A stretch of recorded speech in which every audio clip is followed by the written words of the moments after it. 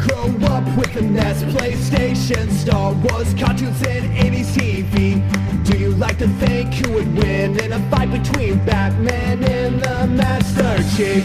Comics, games, movies, music, and TV, they're gonna tell you everything you need. Superheroes or not, they got your back. They're gonna save the world of geeks.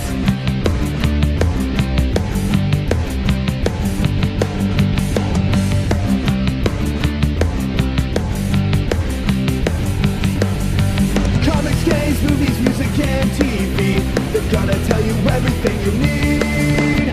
Superheroes or not, they got your back. They're gonna save the world of This Week in Geek. This Week in Geek. Well, hello, and welcome out to another review episode. This is actually coming out, it should be, on the 4th of July long weekend. Happy Independence Day to our friends in the South. We're celebrating Canada Day, as well as just trying to stay cool and alive outside of the heat, because it is a massive record-breaking heat wave right now in our parts of the world. So we are on our hiatus. We're completely, for the most part, shut down. Birdman, I believe, is gone off of social media for an extended time. He's going to, decompress and just take some mental health time. I am going to be running comms, so, communicating with anybody that needs to. I'll be doing some of the back end stuff, getting episodes posted and that.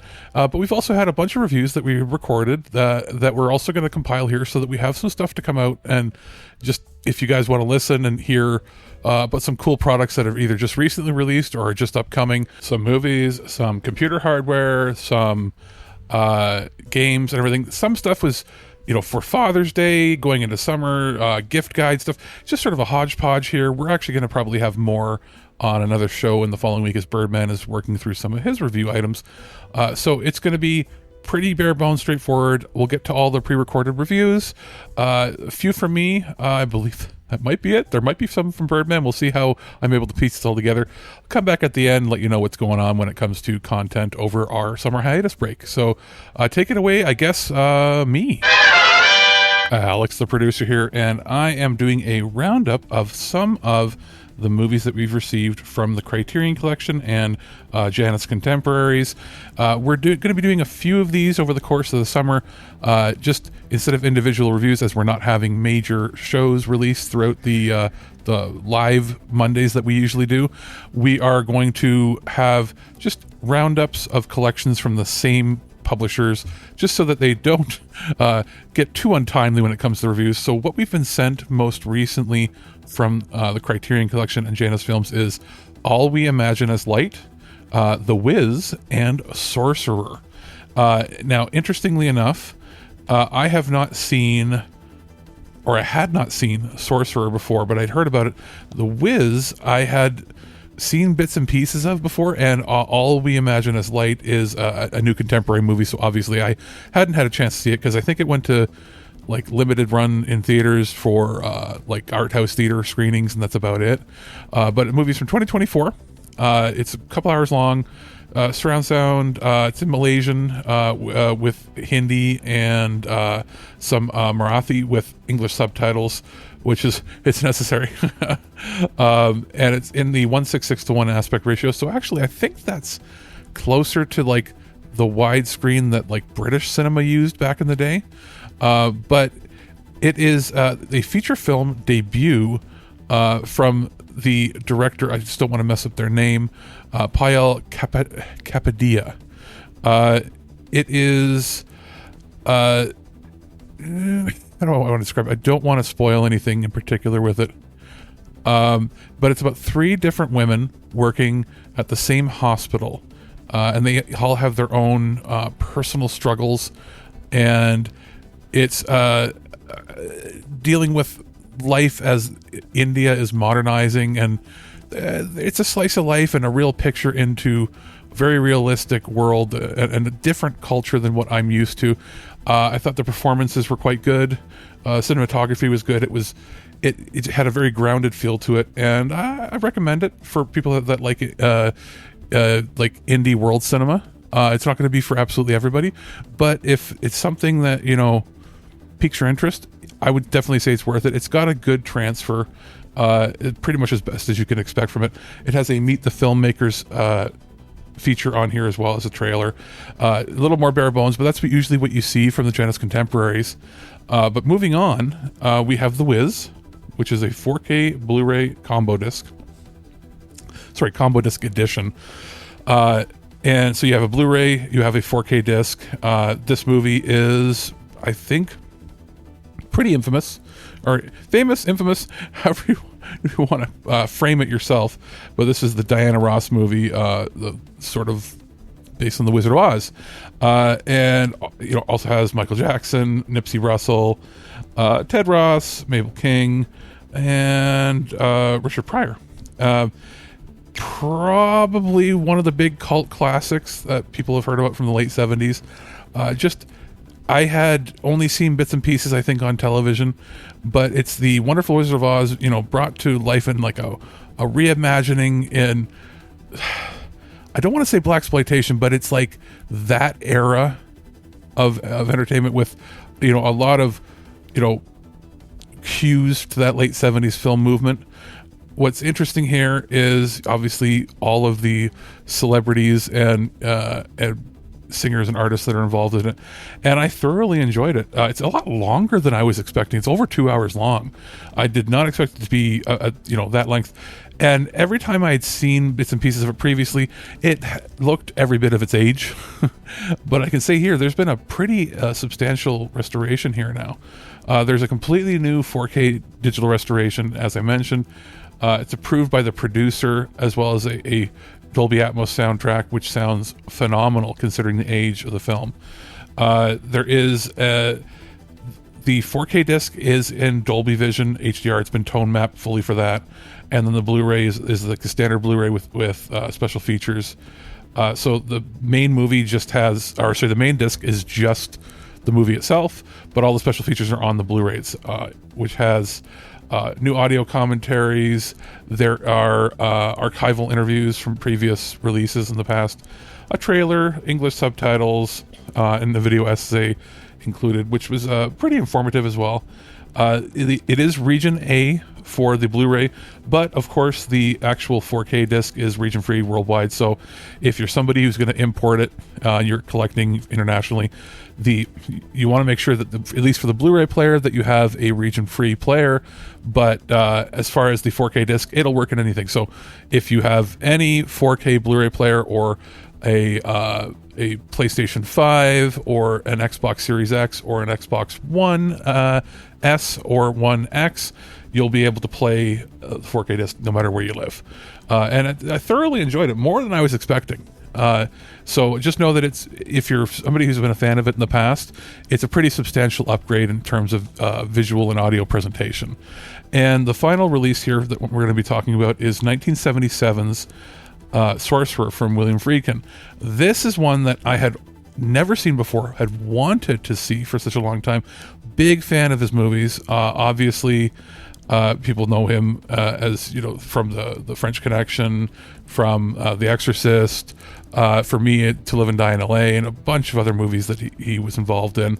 And this is one that I remember seeing a VHS copy of at my local store forever, and I just never rented it because it always kind of creeped me out as a kid. But this is 1977. It's 2 hours long. It has a fresh 5.1 surround track with English, Spanish, French, Arabic, and German subtitles.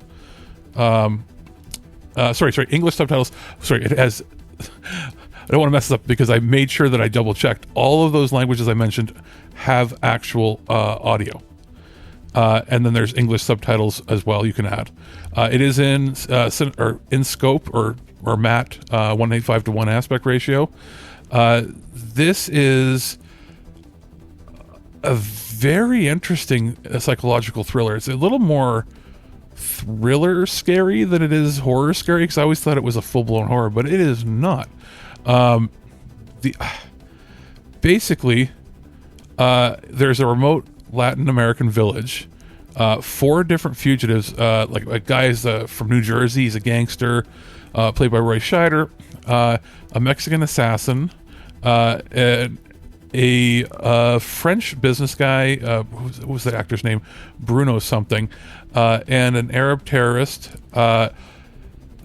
They're going on this like mission that ultimately goes horribly wrong. They're trying to transport 2 trucks of highly explosive nitroglycerin through the treacherous jungle. Basically, the farther and farther you get, the more like psychological twists and turns it takes. I don't want to spoil anything. Very interesting. Well worth the watch. I don't think I think I was smart enough as a kid not to have seen it, because I don't think I would have respected it or understood it well. As far as the presentation here, you end up with a 4K disc plus a Blu-ray, fully restored soundtrack involved. The 4K disc obviously has Dolby Vision HDR, and then there's 2 Blu-rays, one with the film and then with special features.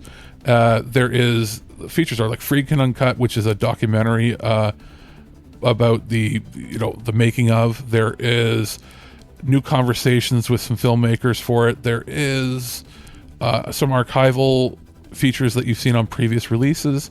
There's audio interviews. There's trailers, behind the scenes footage.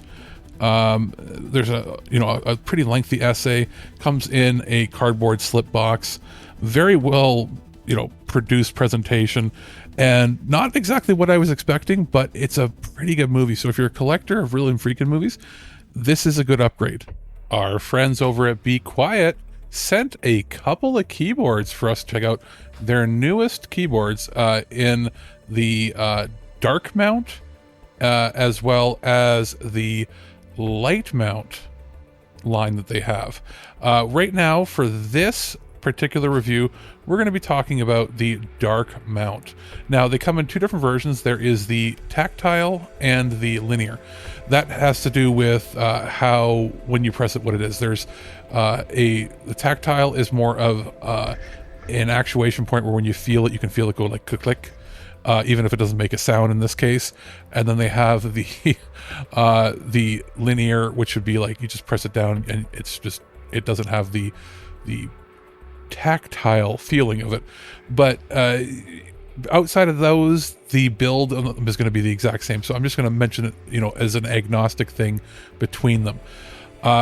This is a fantastic keyboard. It looks like something straight up out of like a sci-fi movie from the late 80s in the way it's designed. It is modular. What does that mean? Well, there is a piece that can go on the top, like a control panel that has like these scroll wheel, media function buttons and everything like that. But also the numerical pad is a modular device that you can either set to the left or set to the right, or set it wherever you need to for your ergonomics. If you're a righty or a lefty, I am somebody who does like to have a numerical pad. It also has some macro buttons on top of there, which is pretty sweet as well. It is like, has that blocky 80s like futuristic aesthetic to it. And again, the media module for it, it has the control panel where you can control the illumination, the brightness, showing things like the clock. You can have your profile set up, media control with like a volume up and down, fast forward, rewind, up, down, left, right, and then a scroll wheel, which a lot of people end up usually using for volume, but you could use it for things. You could even use it to like scroll up and down, on screens, smooth scrolling, that sort of stuff. It's just a very, very well built device, and I've found myself playing around with it, with the setups on my desk to see what was most comfortable for me. Also, you have a keycap remover if you want to go and clean underneath it, as well as you could, I guess, replace the keycaps with anything that you want if you really want to.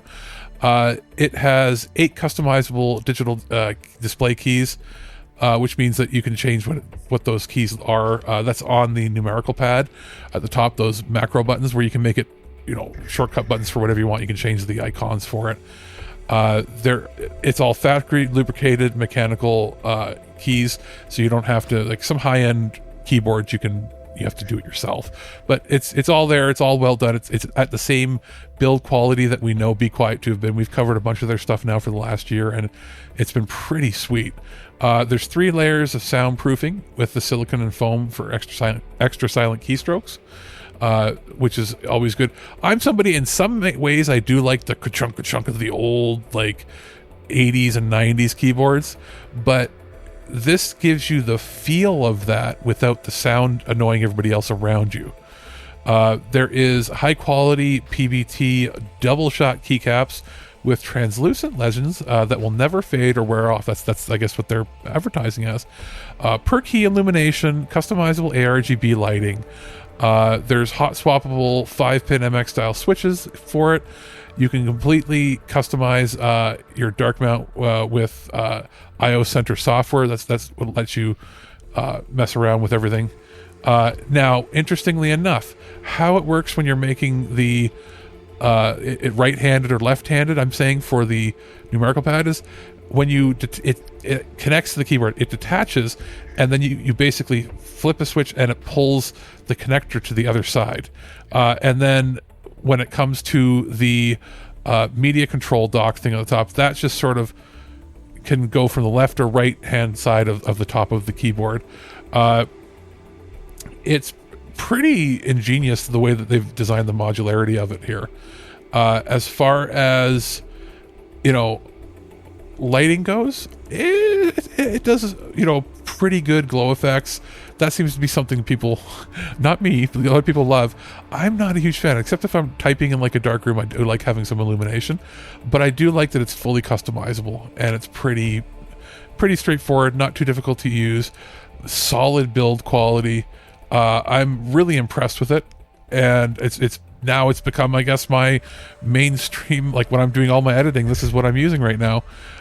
So, it's not going to be something for it's not like your entry level keyboard, if that makes any sense. It's not something that I would say you would necessarily go with as like your very first keyboard. But if you're looking and you want to be serious about, having something that's going to be comfortable and last you for years and years and years and years, then I could see this being something that you're going to want to invest in. As it stands, I think it's going to be a great value when you consider how many years this is going to last you. So in that alone, I would say it's worth it. I'll put a link in the description for you to check it out. And, we'll be back likely in a week or so to cover the other keyboard that they sent. So thanks again to Be Quiet for sending this out. Very impressed, pretty much as usual. I've come to expect this level of quality from them. So I guess I'm going to send it over to myself or Birdman or whoever's next right here at ThisWeekInGeek.net. He's the criminal's worst nightmare. A cop who enjoys the danger. No guns, no jiu-jitsu, just bring him down. Do you really want to jump? Well, then that's fine with me. Come on. Wait, what do you mean? Wait a minute. What the? He was ready to retire. Now, he's gonna wish he had. Gun!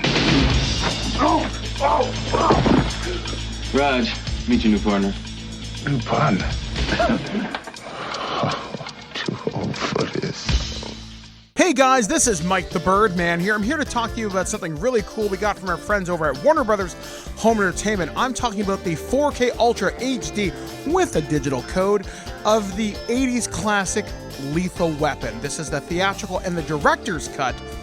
And this is a movie that I haven't seen in a tremendously long time, so it was almost like seeing this again for the first time. I have better memories of Lethal Weapon 2, 3, and 4, especially 3. It was at my local video store a lot as a kid, but I don't remember seeing the first one a lot when I was younger. I guess the sequels just were more readily available. So, don't need to tell you the story. It is the story of Martin Riggs, Roger Murtaugh, two cops that are put together to help solve a crime that eventually involves a CIA Black Ops thing, and, Gary Busey's there. It's an 80s classic, wonderful gunplay. I think there's even a Mythbusters episode on could Riggs really do his Beretta happy face. Don't remember if that's a thing, but I have a clear memory of that. Anyway, I'm getting off track.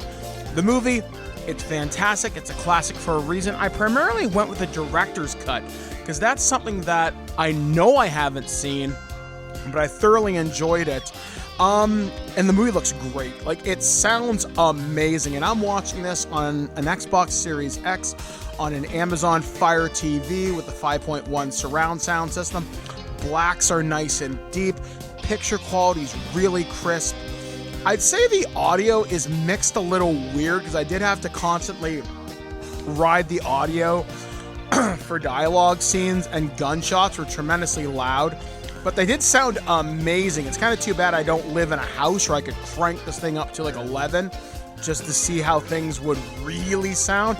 But the gunfight sounded amazing. That soundtrack really hits. Really, Richard Donner, Dick Donner himself, was doing a fantastic job with this movie. It is a classic for a reason. Now, in terms of special features, there are two on here.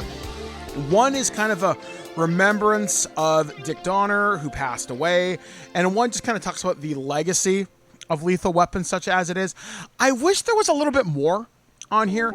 It would have been nice if some of the older legacy special features that might have been carried over from previous releases. I'm pretty sure I've reviewed another one of these in years gone past where there's a lot more special features on here. If that's the only really negative thing I could say about this release, is I just wish there was more to it.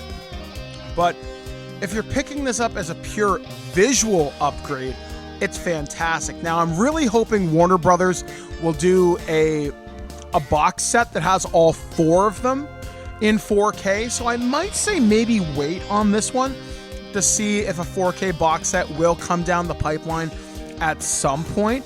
But if this is your first Lethal Weapon, if this is the one that you like the most, then it's not bad. Like I said, I think it looks great. I just wish there was a little more meat on the bone. So my final recommendation for Lethal Weapon on 4K with a HD digital code included with the theatrical and the director's cut, I might say wait on this one. See if there's a box set that will come out later and see what happens with that. But as a standalone 4K, looks outstanding. So do what you're going to do. And we'll see what happens when you eventually partner up with someone who's definitely unstable and someone who's definitely too old for this shit. Are you as good as you say you are? Nobody can touch me. Suppose we better register you as a lethal weapon. You ever met anybody you didn't kill? Well, I haven't killed you yet.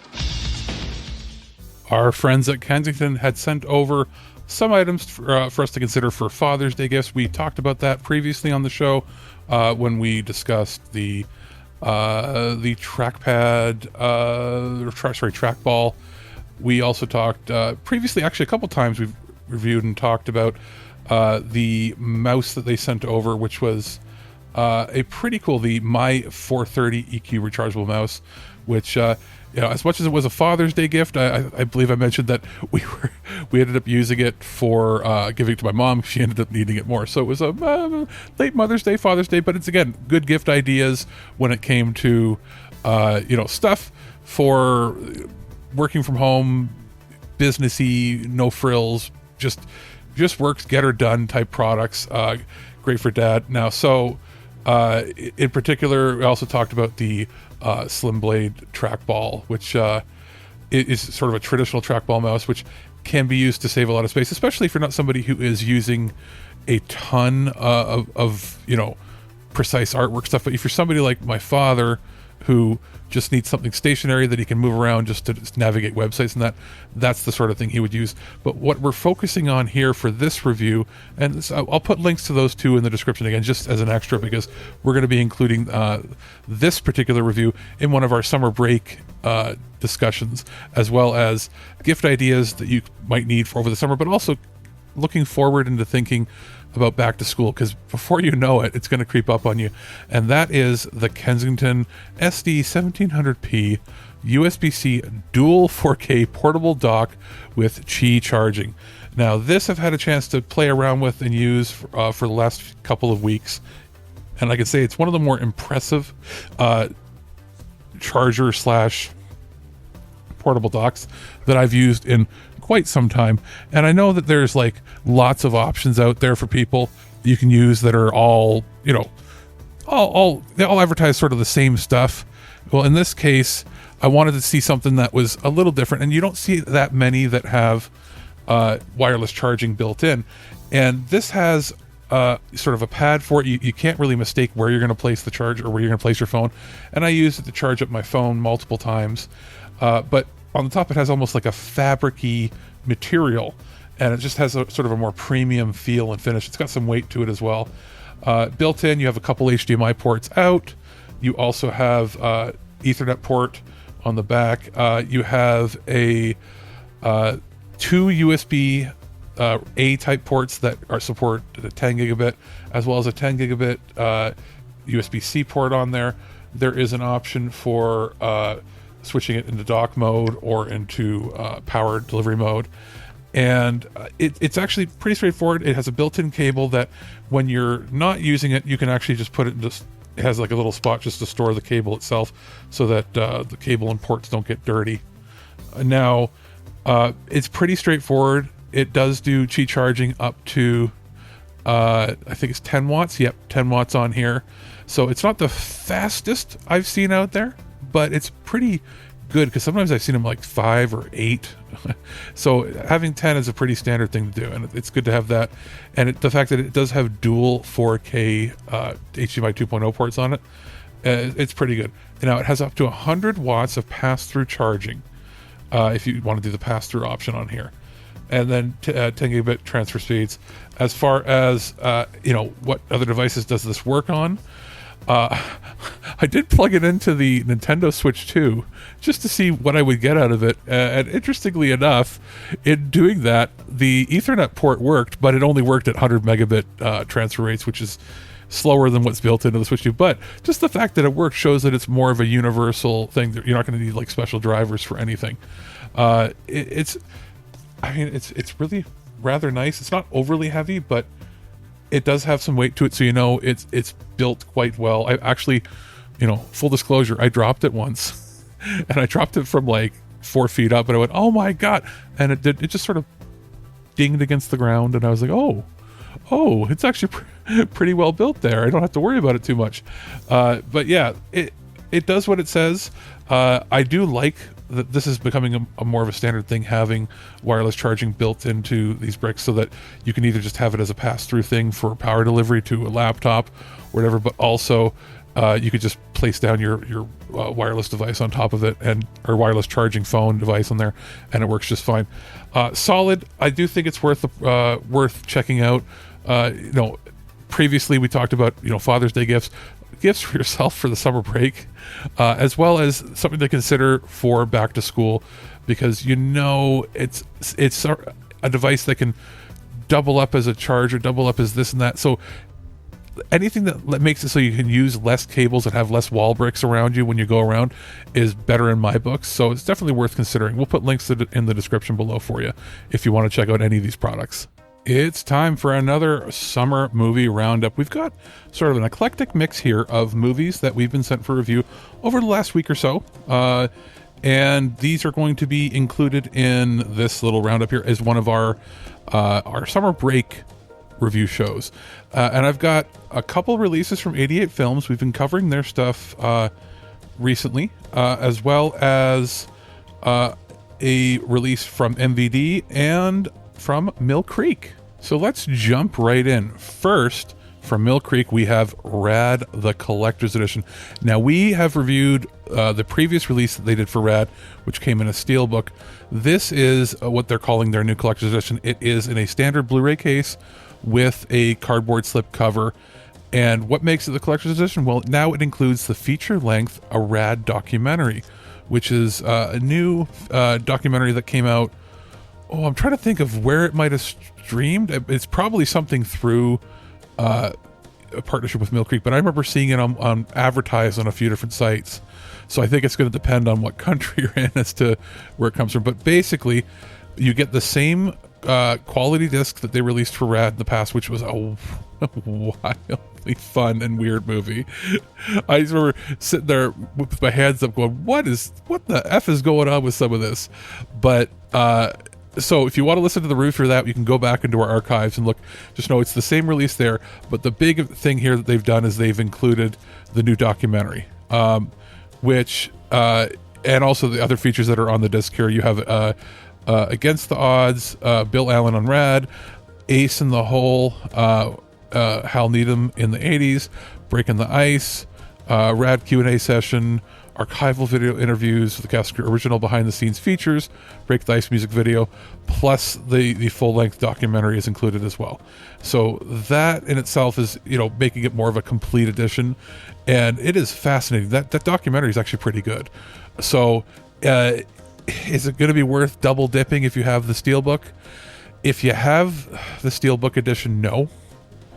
But if you held off or missed out on it, can't find it, or are worried about sometimes Steelbook quality control when you're getting things shipped, sometimes they bend depending on who you go with as a courier, then this more standard edition, standard box release that has the documentary in it is probably worth it. It's a weird movie, man, and it's like a perfect time capsule of when it came out, and the documentary is just sort of like icing on the cake. Now, for the other couple releases here, we have from MVD, we have Terminus. This is released in that sort of MVD, it's the MVD Rewind collection, which we've talked about a bunch in the past, where they make the covers look like old VHS releases that have been worn and put on the shelf. But this is a brand new release from them, starring Johnny Halliday, Jürgen Prochnow, and Karen Allen. And I had, not heard of it really before, but then when I was looking up, I was like, wait a minute, this is like a sci-fi movie. Let me check it out. This has got to be fun. It's got to be interesting. And it is. So here's the basic premise. I'll give you the rundown. In the year 2037, the future is in the hands of a genetically engineered boy, Matti, played by Gabriel Damon, a child genius with the brain programmed by a brilliant and evil doctor, played by Jürgen Prochnow. Well, of course, he's playing an evil doctor, by the way. Matti is the master of a sadistic cross-country rally with a $100 million prize that no one has ever won. Basically, there is a gigantic AI system that's operating across the continent that can control things, and then sci-fi violence and crazy hijinks happen. Karen Allen is in this, as well as there's some other people that you might recognize. A lot like character actors. You're like, oh, it's that person. And it is a Mad Max inspired, as of course it is, style of movie. And I had never ever in my life heard of it before I saw this advertised. They're like, hey, would you like to review it? And I went, yes, I would. I would like to review this, please. The release itself is region free, so it works in all regions. So there's no issues there of importation, depending on where you are. The Blu-ray specs are, it's from 87. It's 1080p in 1:6:1 aspect, which is, again, a sort of a strange aspect ratio. Something you usually saw more with like British releases back in the day. Stereo sound, it's completely uncompressed waveform audio, so it's as clear as it's going to get. What's interesting with the special features here, there's an expanded director's cut of this, which is, I believe, the first time that it's been released, at least on digital. It has the there's a bunch of features here because I'll break it down. I'm just going to read it right off the box because I had my notes here and I'm like, there's a bunch here. So essentially, here we go. The director's cut is 115 minutes, presented in 1:6:1 aspect ratio. It's the original French audio with optional English subtitles. Then there's the US version, which is the one that we would have seen on VHS back in the day, which is 83 minutes long, presented in 1080p. It's now been cropped for 1:7:8:1 aspect ratio for televisions because it would have probably been open matte filmed initially.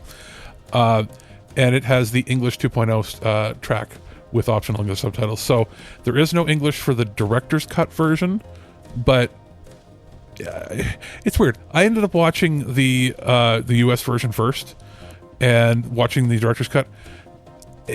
I can't tell which one I liked better, which was better. It's worth watching both for sure, though. There's new interviews with Jürgen Prochnow. It's in full HD, about shy of 20 minutes or so. There are new making of features here. The making of is, it's got to be almost an hour long, at least 50 minutes. Then there is a photo gallery, reversible artwork, collectible mini poster, original theatrical trailer.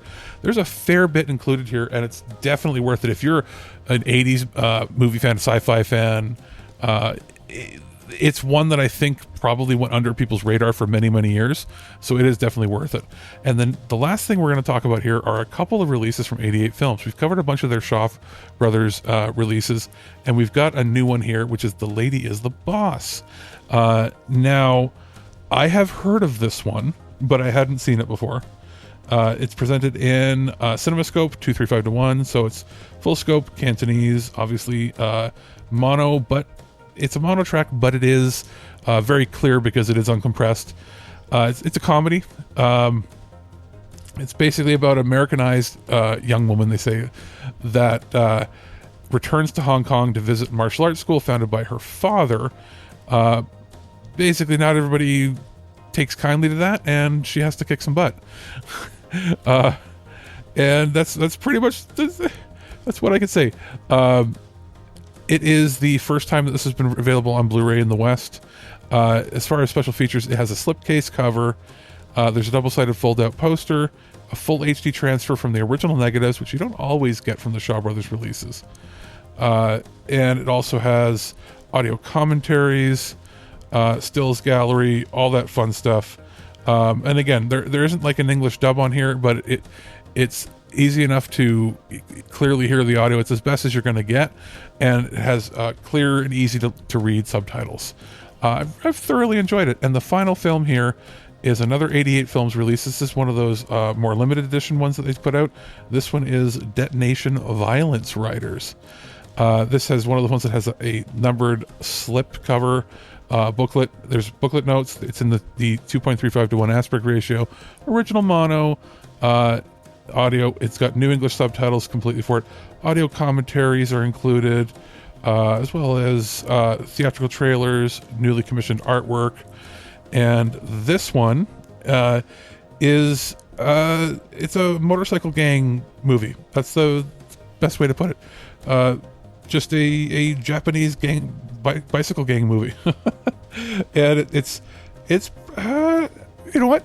It's pretty good. There's nudity in there, so keep that in mind. It's not necessarily going to be for the kiddos. It's completely unrated, but it would be in Canada probably. Nowadays, we think we would rate it probably a PG, but it's like a 14A here. Might get an R rating in the States if it were to be rated, but keep that in mind. Also, and it's actually it's quite entertaining. The acting is good, cinematography is good. Again, another sort of slice of life one. It's mid 70s is when it came out. One thing to consider with both of the Lady is the Boss and Detonation is they are both region AB, meaning that I would say for most people, no matter where you live, unless you're in region C, I guess, but for most people, you're able to pick these up and play them in just about any Blu-ray player you have out there. Well worth it. And that's pretty much going to do it for this roundup, sort of a hodgepodge of some of the releases that we were given over the last little bit. We have more, I believe, coming in the mail, so we'll have another roundup of sorts from a bunch of different companies. And I guess that's it. I'm going to send it off to either myself or Birdman or whoever else has a review coming up right here on ThisWeekInGeek.net. In the overworld, wow, anything you can dream about, you can create. So they built all this? Yeah, most of it. Hold up. that thing doesn't understand a word you're saying. We're talking. Life here was perfect. Until one day, Flint and Steel, we came across the Nether. Hey guys, this is Mike the Birdman here. I'm here to talk to you about something really interesting we got from our friends over at Warner Brothers Home Entertainment. I'm talking about a Minecraft movie. This also comes with the digital code. So I dig the Minecraft culture. I think it's really interesting. I think it's really weird. It's interactive. I went all in on the McDonald's toys. I got a giant 3D printed chicken. I think I've named Kevin. I think this stuff is interesting. I love the creativity of the Minecraft community on YouTube. It's fascinating. My wife has even used Minecraft in some of her lessons as a teacher. So I went into this movie not knowing a whole lot. I know there was Minecraft Steve, there was the overworld, the villagers, and all that sort of weird stuff. But what I got was a very strange experience about a kid named Henry and his sister who are moving to a new town. They make friends with this washed-up video game champion named Garrett. Eventually, they travel to the Minecraft world via the Orb of MacGuffinism, and they fight the pigs from the Nether Realm, or the Netherstone, or whatever it is, and shenanigans ensue. Is it an interesting story? No. Is it paper thin? Yes. Is it entertaining in parts? Weirdly, yes. But it's definitely not my jam. I didn't enjoy this as much as I thought I would. But that's not to say you shouldn't at least watch this once. This is something that I actually talked to a friend of mine who has kids that are very into this. Kids that are between 7 and 10 years old. And when you can watch this movie with an audience that's right in there, it's an experience. With Chicken Jockey and Lava Chicken, you'll know exactly what I'm talking about. If you've ever been on the TikTok zeitgeist in the last couple of months, you know exactly what I'm talking about. Popcorn being thrown at screens, sing-alongs. It's an experience. So from that perspective, this movie is very fun and different and enjoyable from that perspective. Me, as a movie theater goer, I didn't dig it, but what I can appreciate is what Warner Brothers did with the special features. There's a number of different ones on here, at least 4 to 5, maybe a few more, and they're at least anywhere between 15 minutes to 10 minutes apiece, and they're all fairly meaty. I was actually very surprised how involved Mojang Studios was with this, how much of this movie was actually practical, like stuff was built, and sets and props and stuff like that, how there are actually costumes for the villagers with some computer enhancements. Again, stuff I didn't necessarily expect. And I really like the energy and the vibe that Jason Momoa and Jack Black bring to this movie. You can totally tell they're having fun. And that's kind of what carries the film itself, is those two. I know the one girl is from the Wednesday series. I think she plays like the werewolf roommate of Wednesday from Jenna Ortega's series. And they're fine, but again, as a movie, it's nothing special. As an experience, it's worth checking out once. So where do I find myself with a Minecraft movie? Well, is it a stream it? For sure. Watch this once. However, if you are a parent of kids that are into this whole Minecraft thing, odds are you've probably bought this already, and I do think it's worth it. I kind of hope they do another edition of this Blu-ray with more special features and maybe some extra weird stuff. I could see maybe some, like, maybe you buy the movie, you get like an extra Minecraft skin.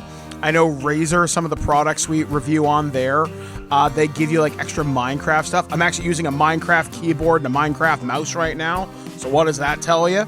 But yeah, I mean, I think a Minecraft movie is something that should definitely be seen once. It is an experience. If you're a Minecraft fan, well, odds are you've already, you're working at your crafting table and you're already building something really outstanding as we speak. If they get their way, this beautiful world and everything in it will wither and die. Bio con Dios.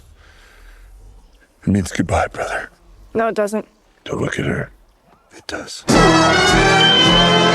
Alex, the producer here, and our friends at Retro Fighters sent over a bunch of controllers for us to check out. We've been talking about them over the last several weeks, and the final one I wanted to mention here that we were sent for review is the Hunter controller, specifically the Hunter Crystal.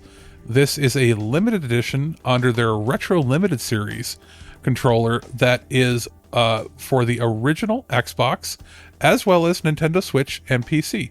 I can't confirm if it's got a firmware update to work with the Switch 2 just yet, but I did have it working with my Switch OLED. And obviously I wasn't sure if I still had an Xbox, original Xbox, and then I went, oh, wait a minute. I went to my apartment storage locker and I went, I have an original Xbox that I had modded or soft modded back in the day, and it was just sort of sitting there, and I went, oh, I'm glad I didn't throw you out, because I would have wanted to track one down just to see how it felt with it, but hooked it all up. That was a bit of an ordeal, so that's why this review is coming a little later, because I wanted to make sure I had a chance to play with it on original hardware. And I can say it works, and also I tried it on PC, and it worked just fine as well. But as far as, this isn't something you're going to have. It won't work on Xbox 360. It won't work on Series S or X or anything that way. It is for original Xbox, as well as the ability to work on Switch and on PC. The Switch, you have to use the dongle, and it has to be in docked mode only. So then you have to turn on like the Switch Pro Controller wired mode thing to make it work.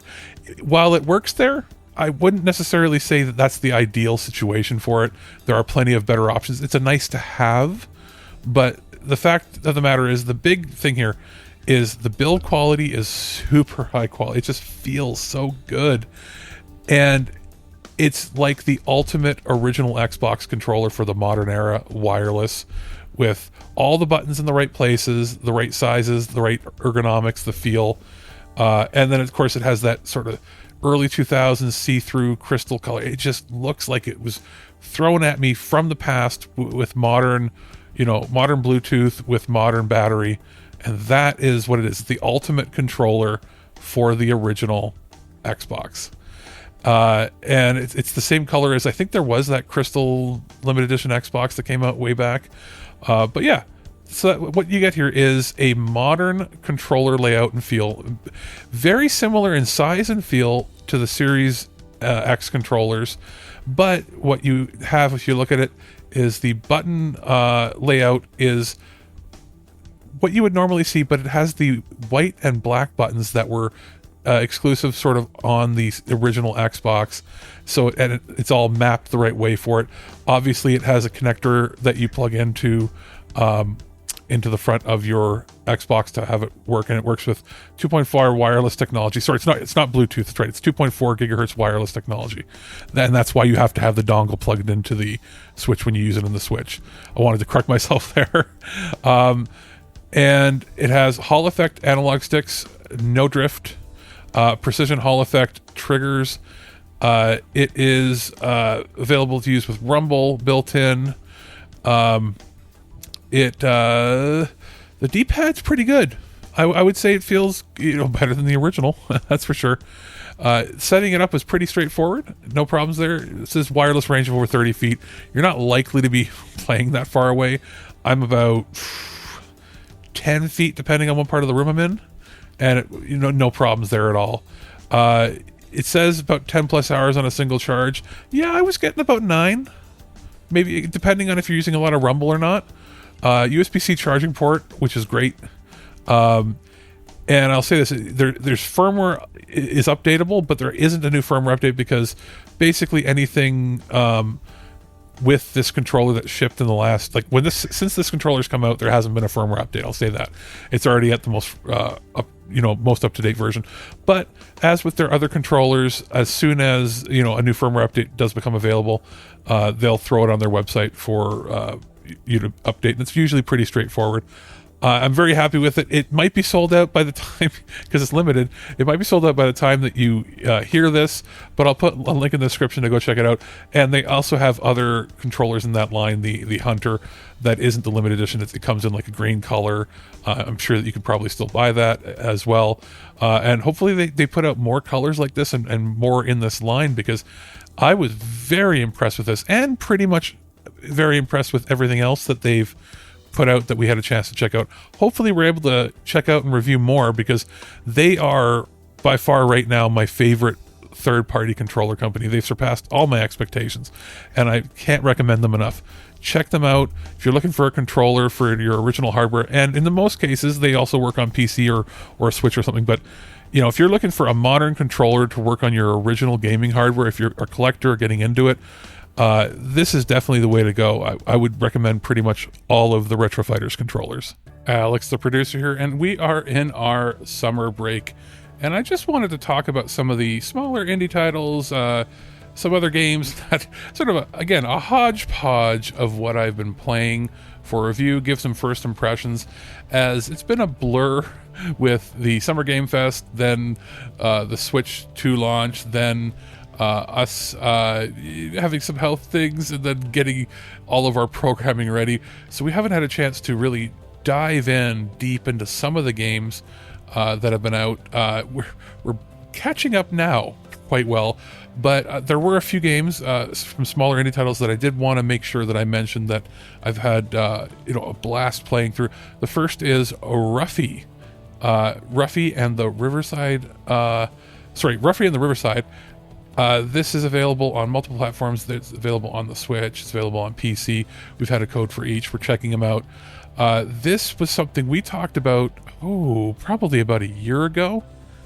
And it's platform meets paper book, weird forced perspective strangeness where you can control the world and change things around. It's an odd game. Watch some trailers, well worth it. Some of the most fun, strange experiences I've had with an indie title in quite some time. Very well polished. I do like the presentation. It's a blast, and we've been talking about it, me and my brother and some friends, that it's quite wild and definitely worth checking out. The other couple games we've been talking about, I've had a chance to play Lumen Tale, Memories of Trey. This is on Steam. This is also a game that has sort of the turn-based battles, RPG mixed with PS1 graphics, but also HD 2D-ish diorama looks. I haven't gotten super duper far in it just yet, but I'm really enjoying myself, and I'm purposely taking my time. I don't want to do too much. There's a demo for Steam Next Fest, so depending on when you listen to this review, you might want to check it out. Me, I'm the RPG guy here, and I'm getting good vibes from it. So as long as I'm getting good vibes from it, then it's probably going to be a pretty good experience overall. So for that aspect, I want to make sure that people, give it a go, give it a try. The other indie title I've been looking at right now is Pip Puzzle. This is Pip Puzzle, Pip and Uma's Battle. You know me, I love puzzle games. I'm the big Tetris guy here. This has like Genesis, Saturn, almost like Neo Geo Pocket sort of feel to everything. It is something almost like it was left out of like 1996 before everything went full 3D, and you've got a story mode, and you're doing, it's like blasting through puzzles while things are happening on the screen, a little bit like almost like Super Puzzle Fighter, but a little different, if that makes any sense. It's a really fun experience, and I hope that it's one of those games that, I'm playing it on PC. I hope that it goes to like Switch and other platforms. If they were to get themselves on Switch 2 pretty much like out very quickly, I do think that this could be a big seller on the platform. Hopefully it doesn't get lost in the shuffle on the Steam platform, but it's one of the more fun and inventive and cute, and again, ripped right out of the 90s feel to it. I'm having a great time playing it. We also have, let me see, what else did we have recently? Excalibur is another indie title that I've been playing. This one is a indie vertical shooter where, again, it feels like it was sort of ripped out of the arcades circa 1992, maybe 1993, but it's obviously a brand new game. And in this, you choose from a team of 3 unique pilots. You unlock more characters as you progress through the game. You blast through vertical scrolling bullet hell stages. They're bullet hell. They're hard, but not too hard. There's various different shot types you can use. There's full-blown like 2D anime pixel art style to it. I didn't notice any difficulty options. And there's hard moments where I found myself dying a fair bit, but then I was getting better slowly but surely as I went. The further you go, it does get more bullet helly, like a lot more, but it's not too hard to start. It's easy to pick up and play, hard to master, if that makes any sense. Easy on the eyes. Played it on the Switch OLED, and it looked like inky, perfect, amazing art style. Played it on the Switch 2, and on the Switch 2 screen, it's pretty noticeable that the screen's not as good as the OLED, but it just seemed to perform about the same on either, so it's not like you're getting a big boost if you play it on the Switch 2, but there weren't any compatibility issues with it, so in that sense, it's good. It has a fun narrative to it, a very good presentation. I'd say give it a try, worth checking out for sure. And the final thing I want to talk about, and it's not an indie, but we have had for the last little bit, we had a chance to, and we probably should have talked about it earlier, but a lot of people already were. We had a lot going on, but we had a chance to sit down and play the Tony Hawk Pro Skater 3+4 demo. And we had, basically the whole crew got codes to check it out, and it's pretty much what we would want and expect. It's a blast. As it stands right now, the demo was not available on the Switch 2, so we couldn't try it out on there to give you our thoughts. But as far as how it performs, it's Tony Hawk 3 and 4. We're having a blast. We'll be able to give our thoughts better, obviously, when we get hands-on with review codes. Hopefully when that's becomes available for the final version of the game, we'll have a chance to check that out. But as it stands, we had a blast playing it. Just wanted to mention it because I thought we already had, but with everything going on, we hadn't mentioned it. It just it's not that a matter of us not talking about it wasn't good. It was that it was good, and then we forgot to talk about it because there was so much else going on. But it stands out as Tony Hawk's 1 through 4 are the golden standard. They're the ones that everybody loves, right? And we had a blast with 1 and 2, and now 3 and 4 looks to be more of the same, but in a good way. So that's pretty much what we've been playing when it comes to games. I think we're pretty much caught up on indies titles and larger titles. We have a few games I think that are coming out soon that we'll be having full blown reviews on, but all of the stuff from June and from, I guess, going into the first week of July are now caught up. That's everything I've been playing. Birdman and I believe Ken have a few reviews that they're working on that we should have out very shortly, hopefully. But I'm all caught up, and now I can actually go back and play more of these guys for fun, especially these indie titles that I wanted to spend more time with. But first impressions on everything we talked about here today are that they're all good. There's just so much good stuff coming out right now. We are definitely in for a treat over the course of the summer with these games. Those magnificent bastards! Color me kooky, but something very odd is going on around here. You're not allowed to talk anymore. And that's going to do it for the show this week. And maybe for next week. We're not entirely sure because we are on vacation and it is hot. H-O-T. I was going to say H-O-double-T. It is. It's H-O-double-T hot. It is not fun outside. To the point where I think Birdman overheated and had to be hosed down, he said, like literally hosed down, which I felt like I was going to have to do that the other day as well. But instead, my AC was so hot, like it overheated itself and couldn't cool down the room. So I ended up having to buy 2 extra fans to then make a wind cyclone in my room. And now I live in like a wind vacuum basically 24/7 when I'm not, in the living room. We have a bunch of programming coming up over the next few weeks. Stuff that we had pre-recorded. We've got a Random Access Memories coming out. I'm not sure which one we're putting out just yet, but we've got one ready to go. We also have a Future Imperfect on the RoboCop 1987 and 2014 movies.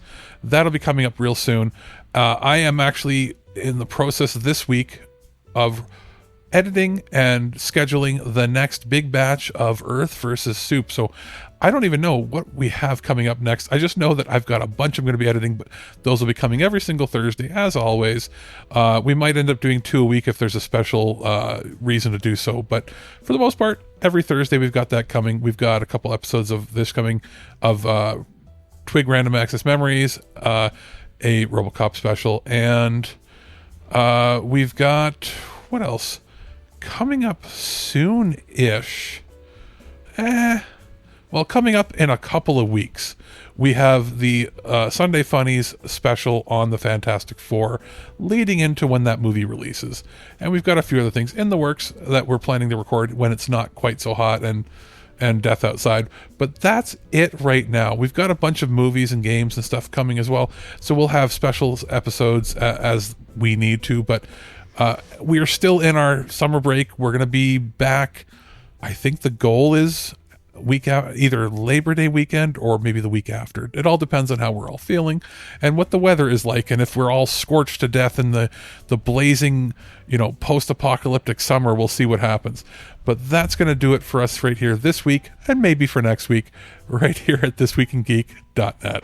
At no point in your rambling, incoherent response were you even close to anything that could be considered a rational thought. Thanks for listening to this episode of This Week in Geek. Hungry for more? Check out our website at ThisWeekInGeek.net. You can subscribe to the podcast, browse our Twitter and Instagram, and leave your thoughts on today's topics. If you'd like to give us some feedback, send us an email at feedback@ThisWeekInGeek.net. Tune in next time, and remember, lower your shields and surrender your listenership. We would be honored if you would join us. Thank you for your cooperation. Good night.